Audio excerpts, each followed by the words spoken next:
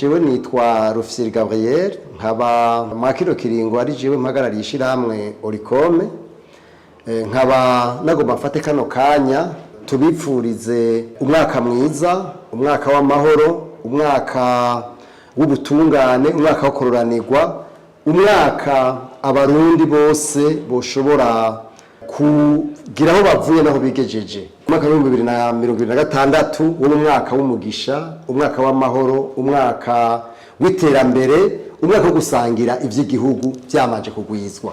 Ivyo rero tuvyipfurije abarundi muri rusangi, twipfurije n'abanyamahanga bamwake mu gihugu cacu, nkuko biguma bivugwa kandi mu madiskuru politique, mugabo natwe tukipfuza yuko ivyiyumviro murazi ko haraye hagiye igitabo c'igihugu cyo kurwanya igiturire.